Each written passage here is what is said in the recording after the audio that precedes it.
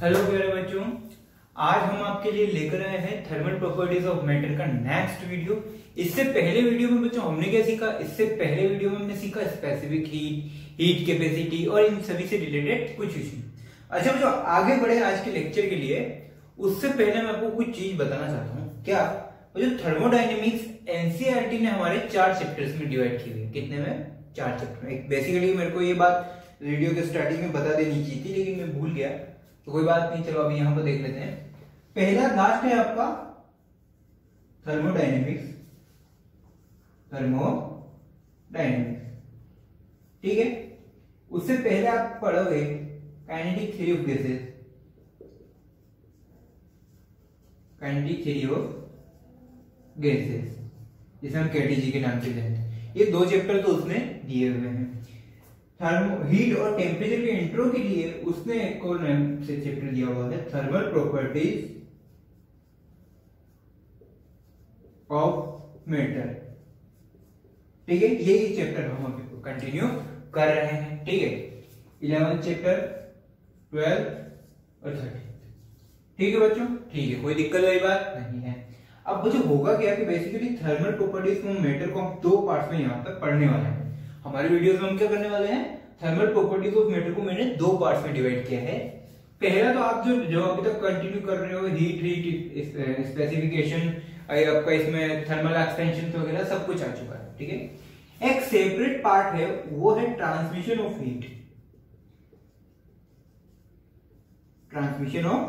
Heat. ये वाला portion जो है मैं एक अलग टॉपिक बना के और हम वीडियो में हम इसको स्टडी करने वाला है। ठीक है, तो ट्रांसमिशन ऑफ हीट जो है वो एक अलग टॉपिक करके हम पढ़ने वाले हैं। इस तरीके से हमारा जो पूरा पोर्शन है ये 4 पार्ट्स में जाएगा। हमारा जो पूरा पोर्शन है ये 4 पार्ट्स में डिवाइड होगा। पहले हमने हीट और स्पेसिफिक हीट कैपेसिटी, ये सारी चीज पढ़ ली। ठीक है, नेक्स्ट हम जो जाने वाले हैं ट्रांसमिशन ऑफ हीट पर, जिसमें हम कंडक्शन, कन्वेक्शन, ठीक है, रेडिएशन, ये सारी चीज हम यहाँ पे देखने वाले हैं। कंडक्शन, कन्वेक्शन, रेडिएशन, ये सारी चीज हम यहाँ पे देखने वाले हैं। ठीक है बच्चों, दूसरी चीज, अभी ये वाला जो चैप्टर है, ये वाला पोर्शन है हमारे पास हीट, स्पेसिफिक हीट, इसमें हमारे 2 या से 3 वीडियो का और लेक्चर बचा हुआ है। ठीक है, उसको खत्म करने के बाद हम कहाँ आएंगे? ट्रांसमिशन ऑफ हीट पर। ये मोस्टली 5 से 6 लेक्चर तक चला है। कहां तक चलेगा? 5 से 6 लेक्चर तक हम इसे पढ़ने वाले हैं ट्रांसमिशन ऑफ हीट में। इसमें उसको अलग से पढ़ने का रीजन ये है, इस चैप्टर को, इस पोर्शन को अलग से पढ़ने का रीजन ये है ताकि हमें इस पर थोड़ा सा डीप में स्टडी करना है, डीप में।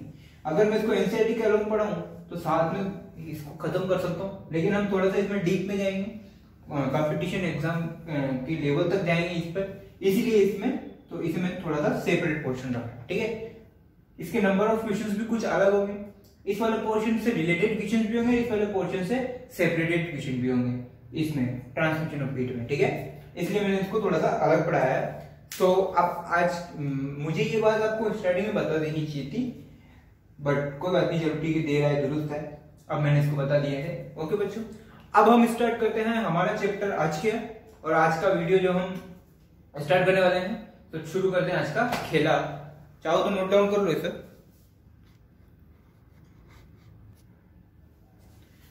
ओके बच्चों, नेक्स्ट जो टॉपिक है वो है हमारा फेज चेंज या चेंज ऑफ स्टेट। क्या है? फेज चेंज, या फिर कई बुक्स में आपको इस तरीके से लिखा हुआ मिलेगा चेंज ऑफ स्टेट, तो उसमें घबराने वाली कोई बात नहीं है। अब अपन अपने इस टॉपिक को थोड़ा सा और एलिब्रेट करते हैं। फेज चेंज का मीनिंग क्या है? कोई भी मैटर है, कोई भी आपका एलिमेंट है, वो पहले सॉलिड में है, फिर आपको उसकी फेज चेंज करके आपको उसको लिक्विड में लेके आना है, फिर उसको सॉलिड में, या उल्टा प्रोसीजर आपको सोल्व करना है।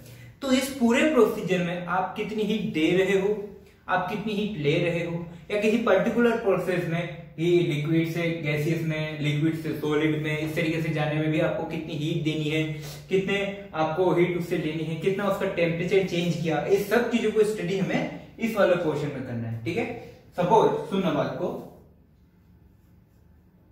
थोड़ी छोटी छोटी बातें वो अपन यहाँ पर स्टडी कर लेते हैं, डिस्कस कर लेते हैं। उसके बाद फिर हम कहाँ जाएंगे? क्वेश्चंस पर चलेंगे। ठीक है बच्चों, मान लो आपको कहां जाना है, पहले आप सॉलिड से लिक्विड जा सकते हो, लिक्विड से गैसेस भी जा सकते हो। सिंपल सी जनरल बातें हैं।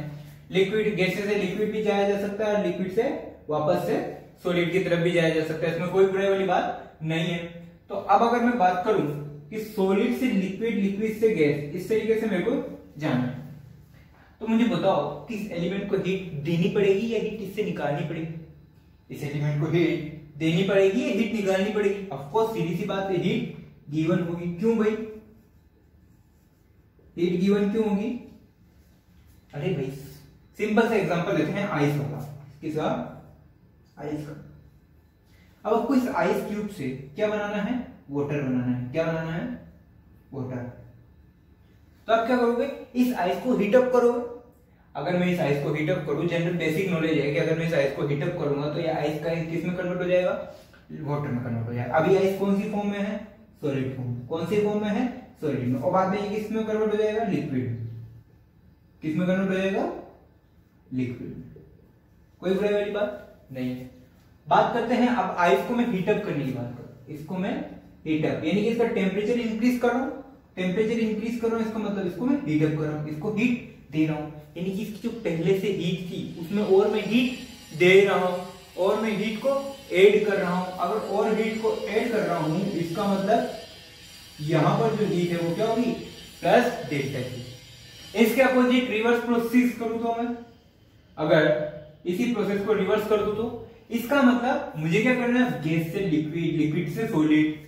अब अगर इसी वाले केस में इसी एग्जांपल में रिवर्स करते हैं, पहले मान लो लिक्विड वाटर दिया हुआ है, अब मुझे इसको आइस जमाना है, बर्फ बनाना है। क्या करूंगा? इस लिक्विड को मैं ठंडा करूंगा। ठंडा करूंगा मतलब इसमें से हीट बाहर निकाल रहा हूं, इसमें से हीट को मैं बाहर निकाल रहा हूं। अगर इसमें से हीट बाहर निकाल रहा हूं, इसका मतलब हीट टेकन। Heat taken. तो इस प्रोसेस में क्या होगा? हीट बाहर निकलेगी, एग्जिट करेगी, या हीट टेकन वाला केस पॉसिबल होगा। अगर हीट ली जा रही है, इसका मतलब हीट को कैसे लिखेंगे? Minus delta Q. क्या लिखेंगे? हीट को माइनस डेल्टा। क्या लिखेंगे? Minus delta. तो ये सेम प्रोसेस है, ये प्रोसेस हमको करना है। ठीक है, आगे चल के जो क्वेश्चन आएंगे, अगर आप इसमें जा रहे हो सॉलिड, लिक्विड, गैसियस में, अगर आपको किसी प्रोसेस में सॉलिड से लिक्विड जाना है, लिक्विड से गैसियस, तो आप उसमें हमेशा हीट क्या करोगे? Plus delta Q.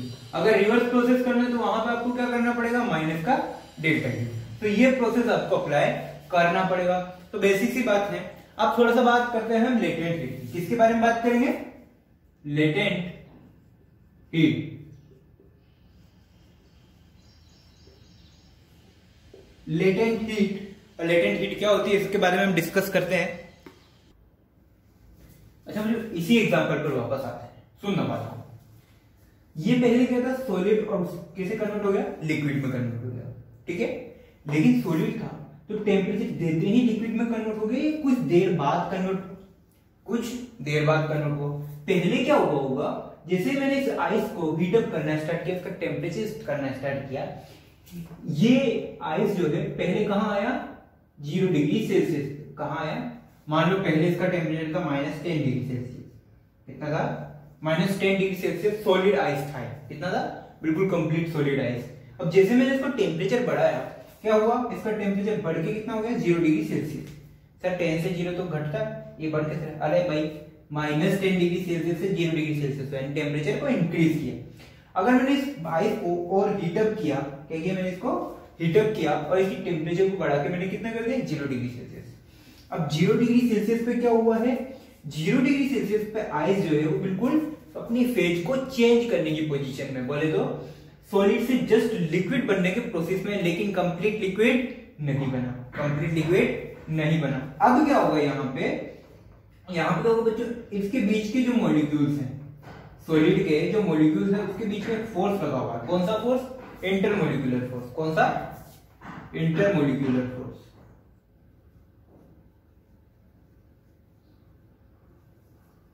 Intermolecular force. इस फोर्स को अगर मैं ब्रेक कर दूं, सपोज यहां पे ये जो दो एलिमेंट है, इन दोनों के बीच का जो फोर्स है, मैं इस फोर्स को ब्रेक कर दूं तो क्या होगा? ये मॉलिक्यूल यहाँ रह जाएगा और ये मॉलिक्यूल कहीं दूर चला जाएगा। इसका मतलब मॉलिक्यूल्स के बीच में डिस्टेंस बढ़ गई। अगर मॉलिक्यूल के बीच में डिस्टेंस बढ़ेगी इसका मतलब वो अपनी फेज को चेंज करने के प्रोसेस को स्टार्ट कर चुका है। अब ये क्या करेगा, सॉलिड से कौन सी फेज में आ रहा है, लिक्विड। अब मैंने कहा कि 0 डिग्री सेल्सियस पर तो ठीक था, क्या यहां से और हीट अप करना होगा? मान लो 0 डिग्री सेल्सियस पर आइस बिल्कुल बस चेंज होने वाला है। ये जो आइस चेंज हुआ है इसका टेम्परेचर कितना हो गया, 0 डिग्री सेल्सियस। पहले कितना था, -10 डिग्री सेल्सियस। अब ये जो आइस है इसको मुझे और हीट अप करना है, और जैसे ही हीट अप किया, ये Q2 मान लो, यहाँ Q1 मान लो, जैसे ही मैंने इसको हीट अप किया ये किस में कन्वर्ट हो गया, पूरा कंप्लीट वाटर में कन्वर्ट हो गया। किस में कन्वर्ट हो गया बेटा, वाटर में। यानी कि यहां से सॉलिड से कौन सी फेज आ गया इसकी, लिक्विड फेज आ गई। कौन सी फेज आ गई, लिक्विड फेज। सॉलिड से कौन सी फेज आ गई, लिक्विड। तो ये जो फेज चेंज करने के लिए, ये जो फेज चेंज करने के लिए जो हीट दी, वो कौन सी हीट हुई, लेटेंट हीट। वो कौन सी हीट हुई, latent heat. So latent heat is required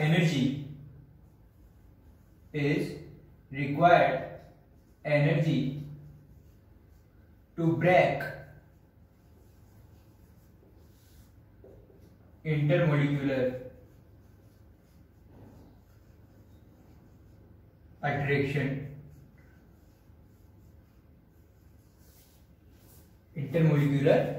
यानी कि जो इसके मॉलिक्यूल से उसके बीच में जो अट्रैक्शन लग रहा है, उस अट्रैक्शन को ब्रेक करने के लिए जो रिक्वायर्ड एनर्जी है वो किसके इक्वल होगी, लेटेंट हीट के। अच्छा, लेटेंट हीट का फॉर्मूला भाई, टोटल अमाउंट ऑफ हीट क्या, M into L।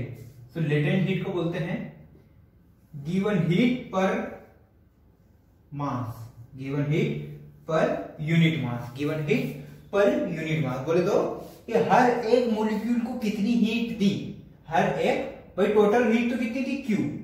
Total heat तो कितनी थी, Q। अगर टोटल हीट मान लो बच्चों, सुनो, टोटल हीट Q है, तो हर एक मॉलिक्यूल को कितनी दी, Q/m। अगर पूरा मान लो इसका मास कितना था, आइस का मास था स्मॉल m, आइस का मास कितना, स्मॉल m। तो स्मॉल m मास को कन्वर्ट करने के लिए कितनी हीट दी आपने, Q। कितनी थी, Q। तो एक यूनिट मास को कन्वर्ट करने के लिए कितनी हीट होगी, Q/m। तो ये जो Q/m होगी ये क्या होगी, लेटेंट हीट। ये क्या होगी, latent heat for a unit mass. किसके लिए, यूनिट मास। तो Q/m, ठीक है। अब बच्चों लेटेंट हीट भी दो तरीके से पॉसिबल है। क्या क्या, अरे भाई सिंपल सी बात है, फेजेस दो चेंज होने में दो प्रोसेस है। फेज चेंज होने में कितने प्रोसेस है, दो। या तो सॉलिड से लिक्विड हो, फिर लिक्विड से गैस, या उल्टा कर लो, गैस से लिक्विड हो या लिक्विड से सॉलिड हो। दोनों केस में दो सिचुएशन बनेगी, एक फ्यूजन की बनेगी और एक वेपराइजेशन। एक बोलते हैं फ्यूजन, इसे बोलते हैं फ्यूजन, इस प्रोसेस को बोलेंगे फ्यूजन, इसे बोलते हैं वेपराइजेशन। तो लेटेंट हीट भी दो तरीके से हो सकती है, लेटेंट हीट ऑफ फ्यूजन और लेटेंट हीट ऑफ वेपराइजेशन। इसमें कोई बुराई वाली बात नहीं है।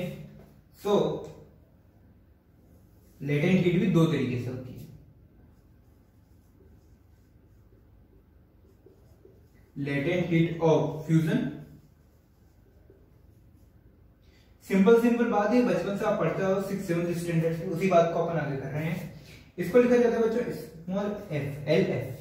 कहां काम आएगी सर, सॉलिड और लिक्विड के बीच। कहां काम आएगी, सॉलिड और लिक्विड के बीच में। एक बार अगर प्लस ले रहे हो तो एक बार माइनस ले लेना, कोई दिक्कत नहीं। सॉलिड से लिक्विड में अगर प्लस LF ले रहे हो तो लिक्विड से सॉलिड में क्या करोगे, माइनस ले लोगे। ऐसा क्यों, अरे भाई लिक्विड से सॉलिड बनाएगा, जब वाटर से आइस बनाएगा तो वाटर से आइस बनाने के लिए क्या करना पड़ेगा, वाटर को ठंडा करना पड़ेगा, उसमें से हीट निकालनी पड़ेगी। और हीट निकालने को तेने माइनस डेल्टा क्यू लिखा है, तो माइनस डेल्टा क्यू की जगह क्या लिख देगा, माइनस LF लिख देगा। क्या दिक्कत है यार। तो जो वाटर के लिए स्टैंडर्ड वैल्यू है 80 कैलोरी पर ग्राम, वाटर के लिए स्टैंडर्ड है 80 calorie per gram. Similarly latent heat of vaporisation,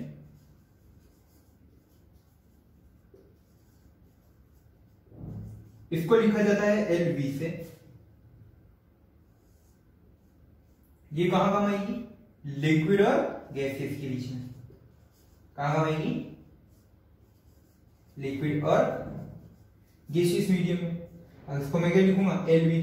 water के केस में, स्टीम और वाटर के केस में होती है 546 कैलोरी पर ग्राम। कितनी होती है? 546 कैलोरी पर ग्राम। कितनी होती है बच्चों? 546 कैलोरी पर ग्राम। तो ये था सारा कुछ आपके फेज चेंज का प्रोसेस, कि कहां आपको एलवी लेनी है, कहां आपको एलएफ लगानी है, लेटेंट हीट कब यूज करनी है, ठीक है, प्लस डेल्टा क्यू कब यूज करना है, माइनस डेल्टा क्यू कब यूज करना है, हीट के गिवन में क्या होगा, हीट के टेकन कब आपको अप्लाई करना है, ये सारी चीज आपको यहां से क्लियर होनी चाहिए।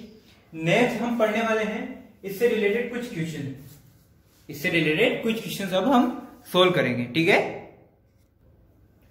ओके बच्चों, मैंने आपको अभी लिखवाया एलएफ और एलवी के बारे में, यानी कि लेटेंट हीट ऑफ वेपराइजेशन और लेटेंट हीट ऑफ फ्यूजन। अच्छा बच्चों एक बात तो मैंने क्या लिखवाया आपको, लेटेंट हीट ऑफ फ्यूजन। अगर जनरल में बात करूं आइस और स्टीम की, तो कितना होता है 80 कैलोरी पर ग्राम। कंपैरिजन करते हैं थोड़ा सा, एलवी कितना था 546 कैलोरी पर ग्राम। क्या ये था? बिल्कुल ये था सर, उसमें कोई बड़ा वाली बात नहीं है। अब देखो फ्यूजन के लिए तो लेटेंट हीट कितनी 80, कितनी 80, और वेपराइजेशन के लिए 546, कितनी 540। क्या दोनों में डिफरेंस थोड़ा बहुत है? बहुत ज्यादा, बहुत ज्यादा है। कितना है? बहुत ज्यादा डिफरेंस है। ऐसा क्यों? हमेशा आपको क्या मिलेगा, always latent heat of vaporisation is greater than latent heat of fusion, always. Reason ये है बच्चों, क्योंकि देखो बच्चों होता क्या है, फ्यूजन की बात करते हैं तो कहां से कहां कन्वर्ट हो रहा है, सॉलिड और लिक्विड। कहां कन्वर्ट हो रहा है? सॉलिड और लिक्विड। तो जो सॉलिड और लिक्विड में, इन दोनों में अगर बात करता हूं वॉल्यूम की, किसकी? वॉल्यूम की बात करते हैं, वॉल्यूम की। तो जो सॉलिड और लिक्विड में क्या होगा, मॉलिक्यूल्स काफी पास हैं। दो मॉलिक्यूल्स के बीच की जो डिस्टेंस है वो बहुत कम है। अगर सॉलिड की बात करूं या लिक्विड की बात करूं, तो इन दोनों के बीच में जो मॉलिक्यूल्स है, उन मॉलिक्यूल्स के बीच की जो डिस्टेंस है वो बहुत कम है, वो बहुत कम है। मान लो एक मॉलिक्यूल यहां तो एक मॉलिक्यूल, तो इन दो मॉलिक्यूल्स के बीच की जो डिस्टेंस है वो बहुत कम है। अगर डिस्टेंस कम, अगर इन दो मॉलिक्यूल के बीच की डिस्टेंस कम, तो ऑब्वियसली बात है इनका वॉल्यूम भी कम, इनका वॉल्यूम भी कम। तो अगर वॉल्यूम कम है तो जो गिवन हीट है वो भी मुझे कम रिक्वायर्ड होगी, जो रिक्वायर्ड हीट है वो भी कम देनी पड़ेगी। अपोजिटली अगर बात करता हूं गैस की, अगर बात करता हूं गैसियस मीडियम की, तो गैसियस में क्या होता है बच्चों, दो मॉलिक्यूल्स के बीच की डिस्टेंस काफी ज्यादा होती है। अगर ये डिस्टेंस क्या क्रिएट करती है, अगर दोनों के बीच में डिस्टेंस ज्यादा तो इनके बीच में वॉल्यूम भी ज्यादा, इनके बीच में वॉल्यूम भी काफी ज्यादा। और अगर वॉल्यूम ज्यादा, जो रिक्वायर्ड हीट है उसका अमाउंट भी क्या होगा, बहुत ज्यादा होगा। तो इसीलिए आपको हमेशा क्या मिलेगा, latent heat of vaporisation equal to 546 calorie per gram. अच्छा सर बात तो ठीक है, लेकिन जरा मुझे एक बात बताओ, मैंने पूछा क्या कि हीट तो इंटरमोलिक्यूलर फोर्स को ब्रेक करने के काम आती है। अगर यहाँ डिस्टेंस ज्यादा तो फोर्स कम होना चाहिए, इसका मतलब यहाँ पे हीट कम और यहाँ पे हीट ज्यादा। भाई लेटेंट हीट क्या काम आती है, इंटरमोलिक्यूलर फोर्स को ब्रेक करने में। फोर्स को यहाँ फोर्स की जो दो मॉलिक्यूल के बीच की डिस्टेंस कम है, इसका मतलब अट्रैक्शन फोर्स ज्यादा होगा, तो फोर्स को ब्रेक करने के लिए हीट ज्यादा रिक्वायरमेंट होती है। बट वहां नहीं है, लेटेंट हीट है Q/m। एक तो मॉलिक्यूल्स का मास कम गैसेस के केस में, ठीक है, ऊपर से हीट भी ज्यादा। सो ओवरऑल जो लेटेंट हीट है वो रिजल्टेंट काफी ज्यादा होगा। सॉलिड के लिए बात करो, सॉलिड का मास बहुत ज्यादा, so required heat per unit मास भी बहुत कम, पर यूनिट मास रिक्वायर्ड हीट है वो बहुत कम। अगर ऐसा है तो लेटेंट हीट ओवरऑल बहुत कम। आई बात समझ? इसीलिए जो गर्मी है, जो हॉटनेस है, जो गर्माहट है, वो हवा में कम होती है और आपकी किसी सॉलिड चीज में ज्यादा होती है। मान लो ये टेबल है एंड ये डेस्क है, ये मेटल की डेस्क है। अब मेटल की डेस्क ज्यादा गर्म होगी या हवा ज्यादा गर्म होगी? मेटल की डेस्क ज्यादा गर्म होगी या हवा ज्यादा गर्म होगी? बाकी टेम्परेचर दोनों का सेम है, टेम्परेचर दोनों का, या जो हीट मिल रही है, हीट इसको भी बराबर मिल रही है और हीट इसको भी बराबर मिल रही है, तो होगा क्या, हीट यहाँ पे जो हीट है वो कम होगी और यहाँ पे जो हीट है वो ज्यादा होगी, क्योंकि इसका पर यूनिट मास जो है वो इस हीट को एब्जॉर्ब करने की पावर रखता है। सॉलिड में क्या होगा, हीट को एब्जॉर्ब किया कर लिया जाता है और हीट गैसेस में क्या होगा, हीट को फैला दिया जाता है। खैर कोई बात नहीं, ज्यादा गंदी बातें नहीं करता है। इसको इसी एग्जांपल को अपन कहां एग्जांपल यूज करेंगे, ट्रांसमिशन ऑफ हीट में, वहां ज्यादा यूज करेंगे, ठीक है। फिर भूल जाओ इस बात को, इतनी सी चीज ध्यान रखो। Latent heat of vaporisation is always greater than latent heat of fusion because of its volume, because of volume of matter. क्यों, क्योंकि गैसेस का वॉल्यूम, गैसियस मीडियम का वॉल्यूम ज्यादा होता है, इसलिए वहां पे हीट ज्यादा रिक्वायरमेंट होती है। अपोजिटली फ्यूजन में, सॉलिड वगैरह में जो है हीट कम रिक्वायरमेंट होती है, क्योंकि वहां पे उसका वॉल्यूम ज्यादा होता है, सॉरी कम होता है।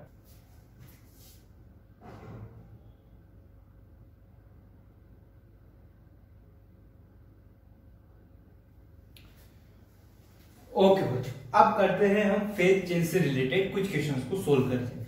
कुछ क्या, एक ही एग्जांपल लूंगा और एक ही एग्जांपल से आपको क्लियर समझ में आने वाला है। उसके बाद आप खुद कुछ क्वेश्चंस बना सकते हो, बैठे बैठे फ्री टाइम पास कर सकते हो। तो टाइम पास हमें करना नहीं है, हमें कुछ आगे के प्रोसीजर भी सोल्व करना है, ठीक है। मान लो बच्चों ये आइस रखा हुआ है, क्या रखा हुआ है, आइस, ओके। अब मान लो इसका मास है 100 ग्राम, कितना, मात्र 100 ग्राम, और ये रखा हुआ है temperature of ice is equal to minus कितना माइनस 20 डिग्री सेल्सियस। आइस रखा हुआ है माइनस 20 डिग्री सेल्सियस पे, उसका मास है 100 ग्राम। आपको क्या कन्वर्ट करना है, आपको कन्वर्ट करना है इस आइस को स्टीम में। किसमें कन्वर्ट करना बच्चों, स्टीम में। बोले तो इसको उड़ा देने का, इसको उड़ा देने का, किसको, इस आइस को उड़ा देने का। कितने टेम्परेचर पे, temperature of steam is equal to 120 degree Celsius. कितना करना है, 120 डिग्री सेल्सियस। हो जाएगा, बिल्कुल हो जाएगा। मास कितना, 100 ग्राम, और जो स्टीम आएगी उसका भी मास कितना रखना है, 100 ग्राम, क्योंकि पूरे प्रोसीजर में मास में कोई चेंज आने वाला नहीं है। 100 ग्राम का ही वाटर बनेगा, 100 ग्राम के वाटर से ही 100 ग्राम की स्टीम बनेगी, इसमें कोई चेंज नहीं आने वाला है, ठीक है। सो माइनस 20 डिग्री सेल्सियस इस आइस का टेम्परेचर है, माइनस 20 डिग्री सेल्सियस इस आइस का क्या है, टेम्परेचर है। स्टार्ट किया जाए, बिल्कुल कर दो, कोई दिक्कत वाली बात नहीं है। बच्चों क्वेश्चन क्या है, क्वेश्चन ये है कि इस माइनस 20 डिग्री सेल्सियस के आइस को 120 डिग्री सेल्सियस की स्टीम में कन्वर्ट करने के लिए मुझे टोटल अमाउंट ऑफ हीट कितनी देनी पड़ेगी। क्वेश्चन क्या है, मुझे टोटल अमाउंट ऑफ हीट कितनी देनी पड़ेगी। तो मुझे पूरा प्रोसेस करता हूं मैं, बिना प्रोसेस के कोई काम होने वाला नहीं है। पहले मुलाकातें होंगी, फिर 2 बातें होंगी, फिर आगे का प्रोसेस होगा। फिर बस चलो देखो, माइनस 20 डिग्री सेल्सियस से मैंने अब टेम्परेचर बढ़ाना इसका स्टार्ट किया। अच्छा तो ये तो पक्का पता है ना कि यहाँ से यहाँ जाना है तो टेम्परेचर बढ़ाना ही पड़ेगा, बिल्कुल, यानी कि हीट देनी पड़ेगी। हीट देनी पड़ेगी तो हीट को हमेशा क्या लेना है, प्लस का या माइनस का, प्लस का डेल्टा क्यू। टेम्परेचर को हमेशा क्या करना है, इंक्रीज करना है, टेम्परेचर को कभी भी नीचे नहीं गिरने देना है। चलो अब मुझे क्या करना है, इस आइस का, मुझे क्या करना है, इस आइस को 0 डिग्री सेल्सियस में कन्वर्ट करो पहले। अच्छा 0 डिग्री सेल्सियस में क्यों किया, डायरेक्ट पानी में क्यों नहीं किया, अरे भाई पहले 0 डिग्री सेल्सियस आएगा, फिर 0 डिग्री सेल्सियस क्यों आएगा, क्योंकि 0 डिग्री सेल्सियस जो है एक मिडिल कंडीशन है, जहां थोड़ा बर्फ हुआ है, थोड़ा है पानी, वही बात है, ठीक है, फिर गंदी बातें नहीं। अब देखो, अब ये जो बर्फ मिला है, इस बर्फ का टेम्परेचर T1 मान लेता हूं मैं 0 डिग्री सेल्सियस। कितना है, बर्फ का टेम्परेचर 0 डिग्री सेल्सियस। कितना है भाई, बर्फ का टेम्परेचर 0 डिग्री सेल्सियस। कितना है, 0 डिग्री सेल्सियस। हो जाएगा, बिल्कुल हो जाएगा। सो मुझे यहां क्या करना पड़ा, हीट गिवन, यहां पे क्या किया, हीट गिवन। मान लो Q1 is equal to ms delta T. देखो मास दिया हुआ है, स्पेसिफिक पता है डेल्टा टी कितना है, टेम्परेचर डिफरेंस कितना, माइनस 20 या 20, ओनली 20, क्योंकि मुझे प्लस माइनस से कोई लेना देना नहीं है। बस मुझे टेम्परेचर में गैप देखना है, डिफरेंस देखना है, कितना डिफरेंस है 20 डिग्री सेल्सियस का। ठीक है, रख दो। तो Q1 निकालो, M कितना 100 gram, specific heat of ice 1/2, delta T 20, solve करो 1000 कैलोरी। तो 1000 कैलोरी देने पर -20 डिग्री सेल्सियस का बर्फ किस में कन्वर्ट हो गया, 0 डिग्री सेल्सियस की बर्फ में। किस में कन्वर्ट हो गया, 0 डिग्री सेल्सियस की बर्फ में। अब मैं इसको और हीटअप करता हूं। क्या मुझे यहां से क्या करना है, यहां से ऑब्वियसली बात है मुझे इसका फेज चेंज करना है। क्या करना है, यहां से मुझे इसका फेज चेंज करना है। यानी कि अब जो ये आइस है ये मुझे क्या मिलने वाला है, मुझे वाटर मिलने वाला है। मुझे क्या मिलने वाला है, वाटर। तो मैंने क्या किया, इसकी फेज को चेंज कर दिया। क्या कर दिया बच्चों, इसकी फेज को चेंज कर दिया। अब अगर इसकी फेज को चेंज किया यानी कि मुझे वापस से कुछ हीट देनी पड़ी। अच्छा, फेज चेंज है, फेज यहां लिख देता हूं मैं, फेज चेंज। फेज चेंज कैसे हो रही है, सॉलिड से लिक्विड, SL, सॉलिड से लिक्विड, सॉलिड से लिक्विड हो रही है। अच्छा, टेम्परेचर में कोई चेंज, टेम्परेचर में कोई चेंज नहीं आया है। टेम्परेचर ऑफ वाटर भी कितना है, 0 degree Celsius. Temperature of water भी कितना है, 0 डिग्री सेल्सियस। क्योंकि 0 डिग्री सेल्सियस बच्चों वो कंडीशन है जहां पे बर्फ और पानी दोनों बिल्कुल इक्वल होते हैं, या जैसे बोलते हैं कि इक्विलिब्रियम वाली कंडीशन होती है। 0 डिग्री सेल्सियस पर इधर गया तो बर्फ, और 0 डिग्री सेल्सियस थोड़ा सा इधर कूदा तो पानी। यानी कि ये वाला कौन सा गाना गाएगा, कौन सा गाना गाएगा भाई, थोड़ा है बर्फ हुआ है, थोड़ा है पानी। अच्छा चलो ठीक है, आ जाओ। अब अगर इसको कन्वर्ट करना है तो क्या मुझे वापस से हीट देनी पड़ेगी, बिल्कुल। Q = ms डेल्टा T लगाऊं या कुछ और, ms डेल्टा T तो नहीं लगने वाला। क्यों, क्योंकि सर डेल्टा T में तो चेंज आएगा ही नहीं, टेम्परेचर में तो कोई चेंज नहीं आया। तो मुझे क्या लगाना है, m × L। अच्छा, ये फॉर्मूला कब लगाते हैं, ये फॉर्मूला फेज चेंज करने के टाइम पे लगाते हैं। लगा दिया, बिल्कुल लगा दिया। अब बच्चों यहाँ LF लिखूं या LV लिखूं, m × L तो ठीक है, लेकिन LF फ्यूजन वाला लिखूं या वेपराइजेशन, फ्यूजन वाला। क्यों, सॉलिड और लिक्विड की बात हो रही है, सॉलिड और लिक्विड की बात हो रही है, बहुत बढ़िया। मान लो मैंने इसको Q2 बोल दिया। Q2 मास तो कितना 100। लेटेंट हीट ऑफ फ्यूजन, पानी के मामले में मैंने भी लिखवा है 80। तो आंसर कितना हो गया, 8000 कैलोरी। कितना हो गया, 8000 कैलोरी। हो जाएगा, कोई दिक्कत नहीं है। अब मैंने क्या किया, मुझे क्या करना है, अब इसका टेम्परेचर बढ़ाना है, वाटर का टेम्परेचर बढ़ाना है। कितना करना है, वाटर का टेम्परेचर। अच्छा, वाटर का टेम्परेचर तो बढ़ाना है, सही बात है, लेकिन कितना बढ़ाऊं, 20 डिग्री। सर 20 डिग्री क्यों बढ़ाना, क्या मतलब, 30 से भी क्या मतलब है, 50, उससे भी कोई काम नहीं।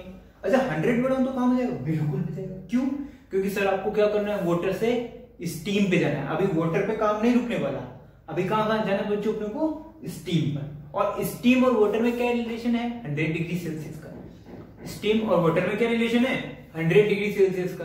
यानी कि 100 डिग्री सेल्सियस पर मेरा वाटर किस में कन्वर्ट हो जाएगा, स्टीम में। तो मुझे इसका डायरेक्ट टेम्परेचर कितना कर दूं, 100 डिग्री सेल्सियस। यानी कि T यहाँ 1 लिया था, या 2 ले लेता हूँ, 100 डिग्री सेल्सियस। यानी कि अभी इस वाटर को मैं कितना हीट अप करूं, 100 डिग्री सेल्सियस तक। कितना, 100 डिग्री सेल्सियस तक। क्या यहां से वापस फेज चेंज होगा, वो बात की बात है, पहले यहां तक कन्वर्ट करते हैं। किया, बहुत बढ़िया। तो मान लो Q3 लिख देता हूं इसको, और इसको मैं लिखूं ms डेल्टा T। क्यों, यहाँ पे कोई फेज चेंज नहीं हो रही है। अगर फेज चेंज नहीं हुई तो क्या हो रहा है, सर टेम्परेचर चेंज हो रहा है। और अगर टेम्परेचर चेंज हो रहा है तो कौन सा फॉर्मूला, ms डेल्टा T। पक्का लगा दो सर। Q3 = m बोलो 100 gram, specific heat of water होती है 1, डेल्टा T 100। वापस से भाई टेम्परेचर में डिफरेंस कितना, 0 डिग्री सेल्सियस था, 100 डिग्री सेल्सियस बना दिया। कितना आया, 10,000 कैलोरी। यानी कि 10,000 कैलोरी देने के बाद ये जो 0 डिग्री सेल्सियस का वाटर है ये किस में कन्वर्ट हो जाएगा, 100 डिग्री सेल्सियस में। किस में कन्वर्ट हो जाएगा, 100 डिग्री सेल्सियस में। हो गया। अब मैं को इसकी फेज चेंज करनी है। अब मुझे क्या करना है, इस वाटर की फेज चेंज। फेज चेंज किया, इसको और हीटअप किया तो फेज चेंज। अब देखो 100 डिग्री सेल्सियस पे हल्का सा हीट देने पर ये किस में कन्वर्ट हो जाएगा, लिक्विड से गैस में। बोले तो वाटर से स्टीम में। किस में कन्वर्ट हो जाएगा, वाटर से स्टीम में।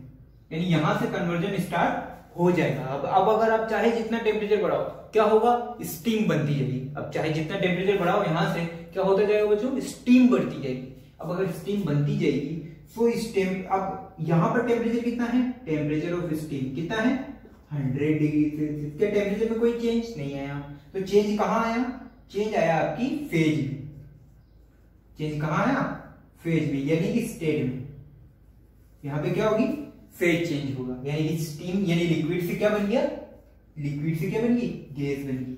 यहां पे क्या हो रहा था, सॉलिड से लिक्विड, और यहां पे क्या हुआ, लिक्विड से गैस बन गई। अगर गैस बन गई है, लिक्विड से स्टीम में कन्वर्ट हो चुका है, तो जो स्टीम के लिए जो हीट देनी पड़ेगी वो Q4, वो ms डेल्टा टी लगाऊं या m इंटू एल लगाऊं, m इंटू एल। अच्छा ms डेल्टा टी क्यों लगाया, क्योंकि तो एक टेम्परेचर में चेंज थोड़ी कर रहे हैं हम टेम्परेचर में चेंज नहीं कर रहे हैं, हम क्या कर रहे हैं, फेज में चेंज कर रहे हैं। और अगर फेज में चेंज कर रहे हैं तो कौन सा फॉर्मूला लगाते हैं, m इंटू एल। अच्छा एल एफ लिखो या एल वी, सर वेपराइजेशन हो रहा है, एल वी लिखो, तो Q4 is equal to m into m की जगह 100, लेटेंट हीट ऑफ वेपराइजेशन होती है 546, कितनी होती है 546, तो Q4 आंसर आएगा आपका 54,600 कैलोरी। कितना आया, 54,600 कैलोरी। कितना आया, 54,600 कैलोरी, ये आ गया। अब मुझे क्या करना है, इसी स्टीम का अब और टेम्परेचर बढ़ाना है। अब इसी स्टीम का मुझे क्या करना है, और टेम्परेचर बढ़ाना है। पहले 100 डिग्री सेल्सियस पे थी, अब कितना लेके जाना है, 120 डिग्री सेल्सियस। कितना करना है, 120 डिग्री सेल्सियस। अगर 120 डिग्री सेल्सियस करना है, यानी कि वापस से हीट देनी पड़ेगी, ये Q4 होगी, ये Q5, तो ms डेल्टा टी लगा दो, बिल्कुल लगा दो। m इंटू एल, से m इंटू एल क्यों लगाओगे, फेज थोड़ी चेंज कर रहे हैं, तो कौन सा formula, ms delta T. Put करो, मास की जगह 100, स्पेसिफिक हीट ऑफ स्टीम वापस से 1/2 होती है, डेल्टा टी 20 डिग्री का सेल्सियस का टेम्परेचर। देख यहाँ 100 था या 120, कितना गैप आया, 20 का, तो आंसर कितना है 1000 कैलोरी। यानी कि वापस से आपको कितना देना पड़ेगा, इसको 1000 कैलोरी दोगे तो ये 100 डिग्री सेल्सियस की जो स्टीम है वो किस में कन्वर्ट हो जाएगी, 120 डिग्री सेल्सियस की स्टीम में। तो ये तो होगी हर एक कंडीशन पर आपके कितनी आपको हीट रिक्वायर है। अब मुझे क्या पूछा, तो अपने टोटल हीट, तो टोटल हीट कितनी करूंगा, सबको ऐड कर दो sir. Total given heat, total given heat delta Q is equal to क्या करूं, Q1 Q2 Q3 Q4 और Q5, इन सभी को आपस में ऐड कर लूं। अगर इन सभी को आपस में मैं ऐड कर लेता हूं, इन सभी को मैं आपस में ऐड कर लूं, यानी कि यहां पर ये Q1 Q2 ये Q3 ये Q4 ये Q5, इन सबको मैं ऐड कर लूं, तो Q1 कितना 1000, किसी को माइनस करने का झंझट नहीं है बिल्कुल भी। Q2 कितना 8000, Q3 कितना 10,000, Q4 कितना है भैया, कहा गया ये 54,000, सबसे ज्यादा ये 600, Q5 वापस से 1000, कितना हो गया,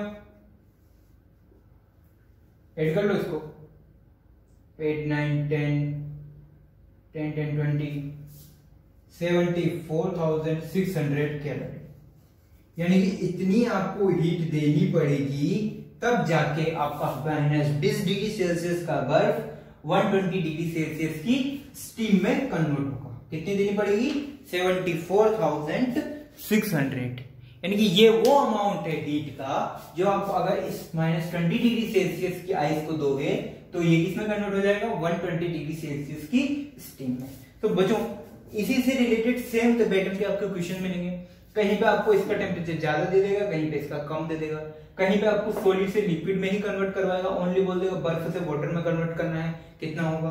ठीक है, कुछ छोटे छोटे क्वेश्चन होंगे जो एकाधिक नंबर के आते हैं, तो उसमें आपको कभी बोल देगा कि इस वाटर का इससे जैसे वाटर का 0 डिग्री सेल्सियस का वाटर है उसको 100 डिग्री सेल्सियस के वाटर में कन्वर्ट करने में कितना आपको हीट देनी पड़ेगी, इस तरीके के क्वेश्चन पूछ लेगा। या आपको रिवर्स पूछ सकता है कि इतनी स्टीम है, इसको ठंडा करके आपको बर्फ बनानी है, तो क्या करो आप सिंपल प्रोसेस कर दो, यहाँ तो प्लस कर दे, बाकी माइनस कर दो। ठीक है, ये Q5 = 1000 आया, तो Q5 इक्वल टू वहां पे क्या आएगा -1000। जब वापस और ठंडा करोगे तो ये आया 54,600, इसको क्या लिखोगे माइनस का 54,600। ठीक है, तो उल्टा प्रोसेस करोगे तो माइनस लगा देने का, इधर इस प्रोसेस में प्लस लगा देने का, उसमें कोई दिक्कत वाली बात नहीं है। माइनस साइन क्या शो करेगा कि आपने इतनी हीट निकाली है, इतनी हीट उसमें से निकाली है बाहर। और ये प्लस साइन क्या शो कर रहा है, प्लस साइन क्या शो कर रहा है, यहाँ पे मान लो ये प्लस है, ये प्लस ही है, तो प्लस साइन क्या शो कर रहा है कि इतनी हीट आपने उसको दी, इतनी हीट अपने साइज को दी, बस इतना सा प्रोसेस। ठीक है बच्चों, अब अपन आज का इस लेक्चर का लास्ट टॉपिक पढ़ लेते हैं, वाटर इक्विवेलेंट। उसके बाद में थोड़ी सी डिटेल्स अपन डिस्कस करने वाले हैं। तो बच्चों आप ये कॉपी करो एग्जांपल, इससे रिलेटेड क्वेश्चन में बस ये इंपॉर्टेंट है। ठीक है, अच्छा बच्चों एक छोटा सा टॉपिक है, ठीक है, उससे भी हम डिस्कस कर लेते हैं, उसके बाद आज का लेक्चर फिनिश करेंगे। ठीक है, इस टॉपिक से रिलेटेड खास क्वेश्चन आपके बनेगा नहीं, लेकिन फिर भी इसको पढ़ लेते हैं। डायरेक्ट क्वेश्चन आएगा, अगर आएगा तो भी, अगर कोई क्वेश्चन आता है तो वो क्या होगा, डायरेक्ट क्वेश्चन। टॉपिक का नाम है वाटर इक्विवेलेंट। ठीक है, सपोज बच्चों मान लो मुझे किसी वाटर को गर्म करना है या किसी लिक्विड को, वाटर मान लो, जैसे वाटर इक्विवेलेंट है तो वाटर ही मान लो, मुझे किसी वाटर को वाटर को जनरली गर्म करना है। तो वाटर को गर्म करने के लिए, उसे हीटअप करने के लिए एक बर्तन की आवश्यकता होगी, किसी बर्तन की आवश्यकता होगी। ऐसा तो नहीं ये पानी लाकर हीटअप कर दिया, ऐसा तो नहीं चलेगा, यानी कि उसे हीटअप करने के लिए मुझे किसी कंटेनर की आवश्यकता होगी, बिल्कुल होगी। सपोज यहाँ पे एक कंटेनर रखा हुआ है, क्या रखा हुआ है, कंटेनर। अब इस कंटेनर को मैं क्या कर रहा हूँ, हीटअप कर रहा हूँ। क्या कर रहा हूँ बच्चों, हीटअप कर दो सर, आग लगाने में तो आप माहिर हो, चलो आग लगा दी जाए।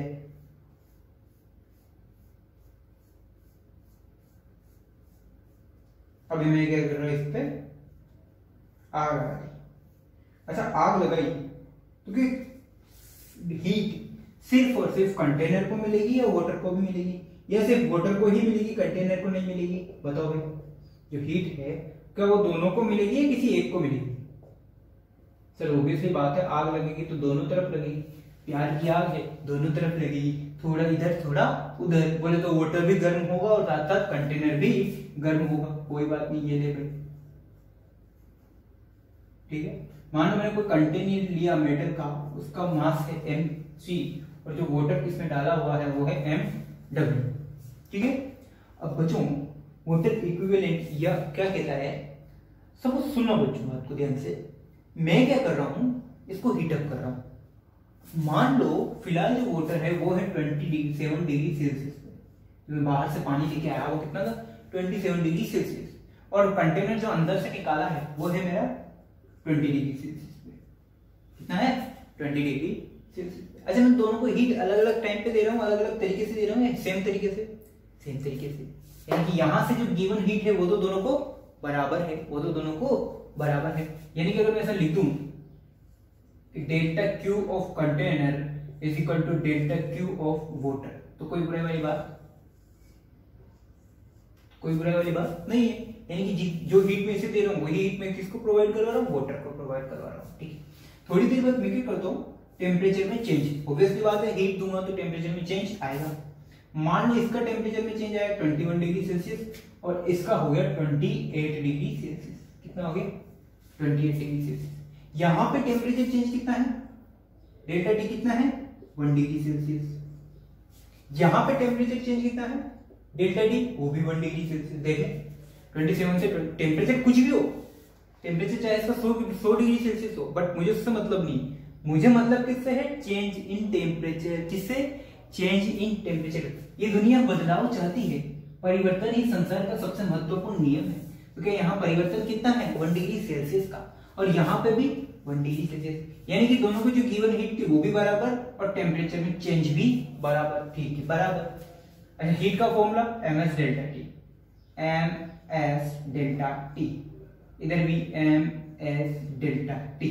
कंटेनर ये वाटर के लिए है तो वाटर वाटर वाटर लिख दिया, ये कंटेनर के लिए था तो CCC लिख दिया, MCSC डेल्टा टी C और MWSW डेल्टा टी W। ठीक है, हीट बराबर थी तो इसलिए मैंने इन दोनों को बराबर लिख दिया। लेकिन मुझे क्या बताओ, change in temperature of container और change in temperature of water क्या दोनों बराबर है? बराबर है। तो ये दोनों एक दूसरे से कट। अब आगे क्या बचेगा? Mass of container, specific heat of container, mass of water और specific heat of water. So mass of water is equal to mass of container, specific heat of container upon specific heat of. किस तरीके से लिख सकता हूं? बिल्कुल लिख सकते हो। तो ये जो मास ऑफ वाटर है ये होता है आपका वाटर इक्विवेलेंट। ये क्या होता है? Water equivalent.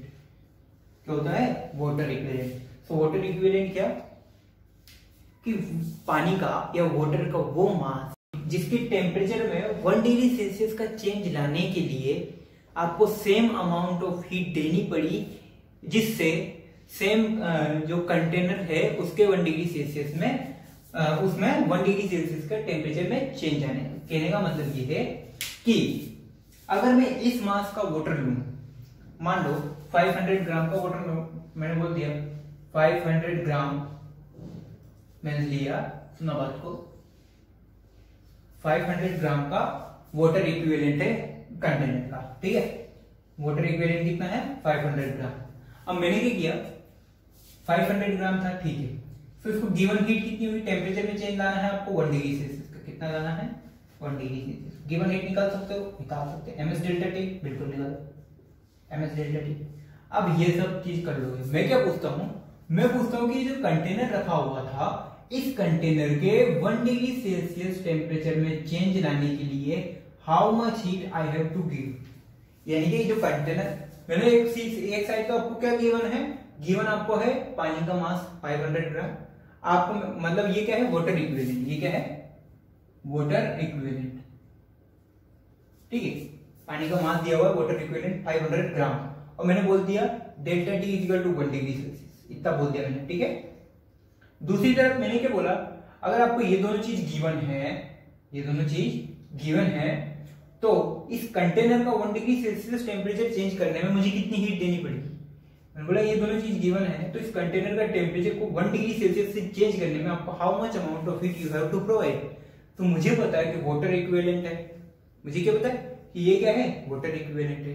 तो जितनी हीट इसको चाहिए उतनी ही हीट इसको चाहिए। यानी कि जितना हीट इस पानी के 1 डिग्री सेल्सियस को इंक्रीज करने में या पानी के टेम्परेचर को 1 डिग्री सेल्सियस चेंज करने में जितनी हीट यहाँ देनी पड़ेगी, सेम हीट मुझे कहाँ देनी पड़ेगी? इस कंटेनर के टेम्परेचर को चेंज करने में। यानी कि अगर मुझे इसकी हीट मिल जाए तो वही हीट क्या होगी? कंटेनर के टेम्परेचर की हीट होगी। तो इसकी पहले मैं क्या करूंगा? हीट निकालूंगा। मैंने क्या समझ दिखाई? इसकी हीट निकाल ली एमएस डेल्टा टी। किससे निकाल ली? MS delta T. So delta Q is equal to M 500, specific heat of 1, delta T 1। तो कितनी आई? 500 कैलोरी। कितनी आ गई? 500 कैलोरी। तो अब वो जो पूछा मुझसे, क्या पूछा? कंटेनर के टेम्परेचर को 1 डिग्री सेल्सियस चेंज करने में कितनी अमाउंट ऑफ हीट मुझे देनी पड़ेगी? तो कितनी देनी पड़ेगी? 500 कैलोरी। कितनी देनी पड़ेगी? 500 कैलोरी। सर ये तो वाटर के लिए थी। अरे लेकिन उसने ये क्या दिया हुआ मुझे? वाटर इक्विवेलेंट दिया हुआ है। यानी कि जितनी हीट आपको इस वाटर का टेम्परेचर चेंज करने में चाहिए, जितनी हीट आपको इस वाटर का टेम्परेचर चेंज करने में चाहिए, सेम हीट आपको कंटेनर का टेम्परेचर चेंज करने में चाहिए। सेम हीट आपको कहां चाहिए? कंटेनर का टेम्परेचर चेंज करने में। यानी वाटर इक्विवेलेंट क्या है? वो मास है जिसका 1 डिग्री सेल्सियस में 1 डिग्री सेल्सियस से टेम्परेचर चेंज करने में जो हीट चाहिए, जिसको उस जो रिक्वायर्ड हीट है वो इक्वल टू है किसके? कंटेनर का 1 डिग्री सेल्सियस टेम्परेचर में रिक्वायर्ड हीट की।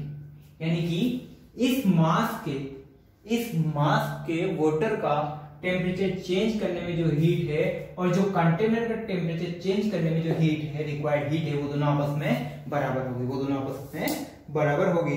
सो अगर मैं इसकी डेफिनेशन लिखने को बोलूं वाटर इक्विवेलेंट के लिए, तो क्या लिखोगे? Water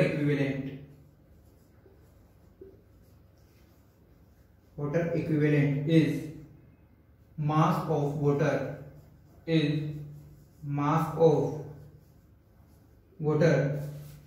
which require same heat which requires same amount of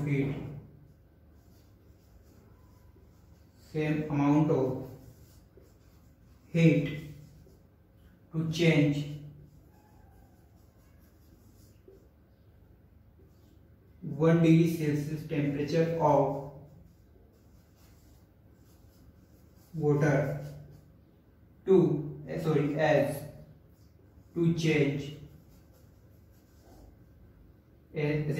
as required heat to change 1 degree Celsius temperature of container. यानी कि कंटेनर का 1 डिग्री सेल्सियस टेम्परेचर चेंज करने के लिए रिक्वायर्ड हीट और जो वाटर का 1 डिग्री सेल्सियस टेम्परेचर चेंज करने में जो रिक्वायर्ड हीट है वो दोनों बराबर होगी। कब? जब वाटर इक्विवेलेंट का केस हो। सिंपल सी बात, जब वाटर इक्विवेलेंट का केस हो सो वाटर का 1 डिग्री सेल्सियस टेम्परेचर चेंज करने में जो हीट रिक्वायर्ड है और जो कंटेनर का 1 डिग्री सेल्सियस चेंज करने में जो हीट रिक्वायर्ड है वो दोनों आपस में बराबर है।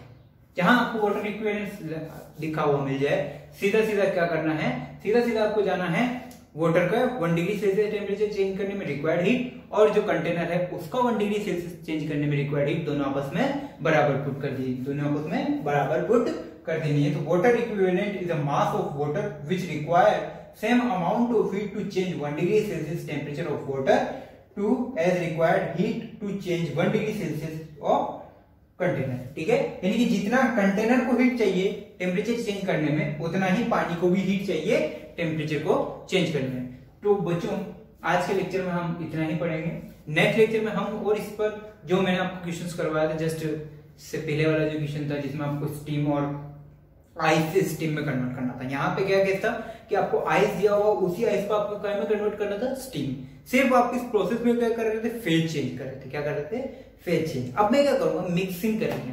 अब क्या करने वाले हैं हम, मिक्सिंग। मिक्सिंग का मतलब एक तरफ आइस ले ली और दूसरी तरफ स्टीम ले ली। अब दोनों में मेरे पास पहले क्या था, आइस था और इस आइस को कन्वर्ट करके मुझे स्टीम में कन्वर्ट करना था। अब वाले केस में क्या होगा, आइस भी होगा और दूसरे हाथ में स्टीम। अब मैं क्या करूंगा, दोनों को मिक्सअप करूंगा।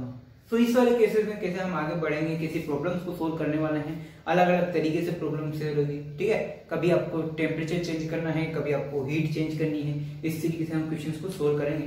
तो आगे और मजा आने वाला है। इसी तरीके से आपके दो लेक्चर का वो चैप्टर बचा हुआ है।